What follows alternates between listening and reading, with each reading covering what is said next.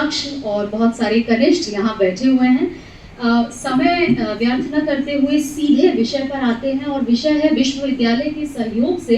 हिंदी के प्रचार प्रसार के लिए ये संगोष्ठी आज आयोजित की गई है।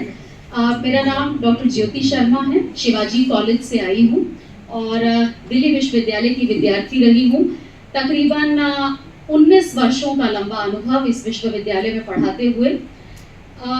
हिंदी अकादमी से पुराना जुड़ाव है, जैसा कि अभी बताया भी जा रहा था कि लगातार बहुत सारी प्रतियोगिताओं का, संगोष्ठियों का इस विश्वविद्यालय में आयोजन होता रहा है हिंदी अकादमी की ओर से। हम लोगों ने भी उसमें भागीदारी की है। मेरी ओर से जो सुझाव हैं, 4-5 बातें हैं जो मैं यहाँ कहना चाहती हूँ। पहली बात तो ये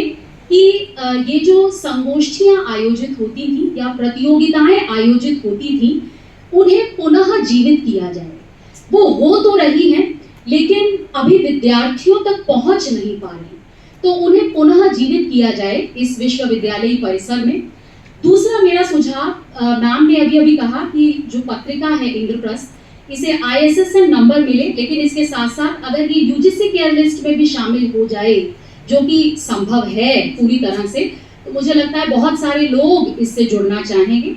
तीसरा, मैम ने कहा था कि राजभाषा के लिए जो कार्यशालाएं, क्योंकि मैं भी अपने कॉलेज में राजभाषा कार्यान्वयन समिति के साथ जुड़ी हूँ और एक बहुत बड़ा सवाल है इस समय, क्योंकि जो राजभाषा समिति है वो इस समय परीक्षण कर रही है कॉलेजेस का भी, तो इसीलिए अगर हमारी हिंदी अकादमी कुछ इस तरह की कार्यशालाएं आयोजित कर पाए तो शायद बहुत सारे कॉलेज निश्चित तौर पर, शायद नहीं निश्चित तौर पर जुड़ना चाहेंगे। तीसरा, क्योंकि मैं अपने विद्यार्थी जीवन में हिंदी अकादमी के पुस्तकालयों से भी जुड़ी और पदमगंज में यहाँ एक पुस्तकालय है, वहाँ अक्सर जाकर बैठा करती थी, और मैं अभी वेबसाइट पर देख रही थी कि काफ़ी सारे जो केंद्र हैं पदम नगर में, नरेला में, दिलशाद गार्डन, गांधी भवन, यानी तकरीबन दिल्ली के हर इलाके में हिंदी अकादमी के केंद्र हैं। तो शायद उन केंद्रों से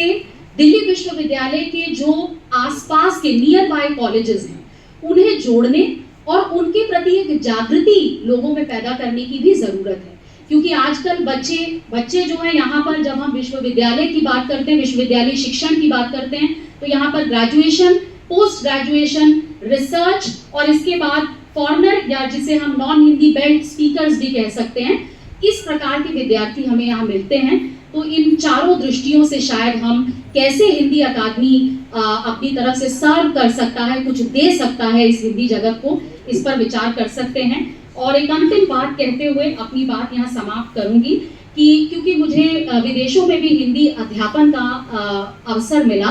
तो इसीलिए जो अभी मैम ने बात कही कि जो एक छोटी वर्कशॉप है वो चलाया जाना बहुत जरूरी है।